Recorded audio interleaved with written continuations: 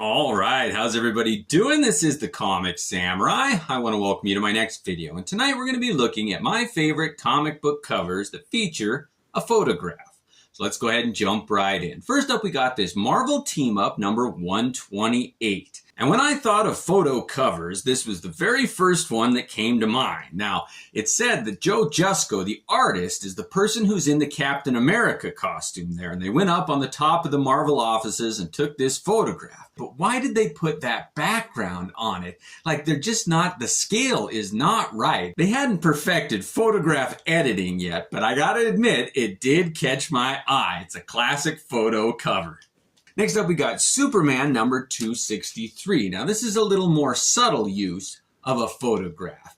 They've got the background buildings, that is a photo, and then they put an illustration over the top of that. And I don't know if those two mixings of media work either, but it is an interesting photo cover. Next up, we got Sci-Fox number 1. And this is small press getting into using a photograph in the background. And this is a photo of the Flatiron Building, that famous wedge-shaped building in New York City there. And this is an interesting comic that uses a photograph cover. Next up, we got Evangeline Swimsuit number 1. And sometimes companies would find a spokesperson or a model to be that character. And this one features the model that they found to be Evangeline. I do like that one. Next up, we got Undertaker number 0. And this one, they used a photo of the Undertaker that I didn't think was very flattering. And then that brownish background there. I didn't think that this photo cover worked very well. It was a giveaway in Wizard, and I would have never bought that one. Next up, we got Elvira number 1. Now, this one is the antithesis, the opposite of that last one. This one has an attractive character used in the photograph, and Elvira. Everybody remembers her hosting those late night TV shows, the Spook Fest or whatever, but she was just a personality that you wanted to see an image of, and they used a great photo on the cover of this one. Next up, we got Snake Plissken Chronicles number 1, and they used a photo of Snake Plissken there. Call me Snake. I love Kurt Russell's character there, and they used kind of a digitally altered photograph on the cover of this one, and I think that was a pretty standard technique they started to use. Next up, we got Star Wars Tales, A Jedi's Weapon. Now, this was a free Comic Day giveaway one, and a lot of times when they have a movie like that Snake Plissken or a TV show, they do use photographs of the actual actors. And in this one, Hayden Christensen, Anakin Skywalker's on the cover there, and I do like those free giveaway ones. It was a good incentive to pick up the comic. Next up, we got Kroll number 1. Marvel and DC both like to do movie adaptations of certain movies in comic book format. And this one, Kroll, I love that movie. What a perfect comic book in cinema format to be translated into a comic book. And what a great image. I love that one. Next up, we got Star Trek The Next Generation, The Space Between number 2. What a mouthful. But this one features a photograph of both Captain Picard and Dr. Crusher there. I do like those images. I don't know why they put such a weird size difference there, though. They really don't complement each other well. I wish they would have just done Captain Picard or something, but it is a photograph cover. Next up, we got Superboy, the comic book, number 1. And a lot of times when they had TV series, they try to get a comic book rolling with it, and they'd use a picture to kind of tie the two together. And this one, I think, is a pretty well done image of Superman there. Next up, we got The Flash TV special, number 1. And I loved this TV show when it came out in the 90s. I was the perfect age for it. I thought they cast it well, the costumes, the special effects, everything. And this comic book was so much fun. They had a lot of great artists writing on it. It was just such a great comic book. I think this is an underrated hidden gem here with a photograph cover. Love that. Next up, we got Xena Warrior Princess number 1. And Topps Comics like to put a photograph on the cover whenever they could. And this one really lent itself to a photo cover with those two starring characters from Xena in the bath together. I like that one.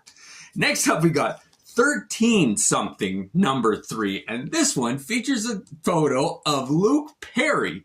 And they, again, mixed illustrations with a photograph there, and how they got the rights to his image, I don't know. It's a small press one. I'd never heard of it, but it did catch my eye. Sometimes a photograph cover does that. It just, it's so jarring sometimes to see the juxtaposition of an illustrated image and a photograph. I do like that one. Next up, we got Shazam #2. And this one, when they brought Captain Marvel back in the DC universe, they did a couple of photo covers. And this one's a twofer. It's also an infinity cover. You've got a repeating image of the cover on the cover. But it is a weird mix, again, of illustrations and photographs. You got these kids, that was a black and white photo that they retouched with color and then added an illustration to. What a strange combination. Next up, we got Shazam #6, and this is another example of the same type of technique where they had a black and white photo, they added color to, and they just have not perfected that technology at the time. They've gotten better. But this one, oh, and it's another infinity cover. You've got the image repeating on the cover there. But what a weird mix of photo and illustration. Next up, we got Spider-Woman #32, and this is another one where they mix these photographs of the Universal monsters in the back, Frankenstein, Wolfman, Dracula, Hunchback of Notre Dame, and then they have a Frank Miller illustration over the top of it, of one of the characters that they have a poster of, a werewolf there. It was just a weird mix of those two mediums on the cover of a comic book, and I think it did work in this one. I like that. Next up, we got Animal Man #26. And when this comic series got meta and Grant Morrison decided to write himself into the story, he used a photograph of himself. I believe that is him, Grant Morrison there. And he's got his computer in the background, his cat on his lap there, and he's kicking his character of Animal Man. And again, a weird mix of illustration and photographs. Next up, we got the New Warriors #44. And this is one of my favorite photo covers. I love how they had a pretty basic photograph and then they digitally manipulated it to add that spooky color there. And it just came off beautifully. I love this image of a photograph cover.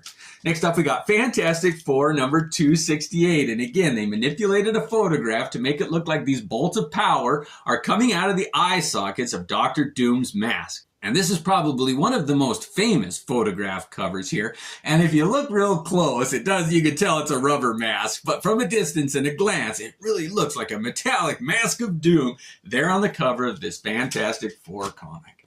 Next up, we got Trouble #5. And this series by Mark Millar featured photographs of these actresses on the cover here. And they were supposed to be like May Parker, Peter Parker's aunt and his mom, and kind of their origin story, but I think they retconned it and it wasn't, and it was just kind of a flop, and this cover was a turnoff to most people who saw it. Next up, we got The Amazing Spider-Man #262, and this cover has kind of gone through a renaissance. I know that they just put out a facsimile edition of this comic book where you can still find the original pretty cheap, but it is a great picture, the first photo on the cover of Peter Parker unmasked. I love this cover. It's probably my favorite of these well-known photograph covers. All right, always save the best for last. Next up, we got Doctor Strange #15, and this one is an infamous photo cover.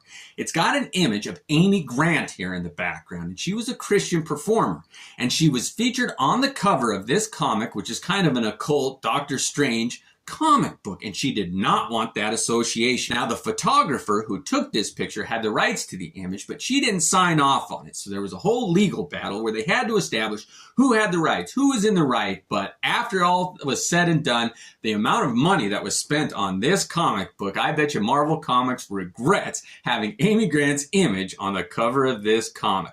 Well, that was fun looking at my favorite photograph covers. Let me know which ones I forgot, which ones are your favorites. Thanks for joining me and have a great night.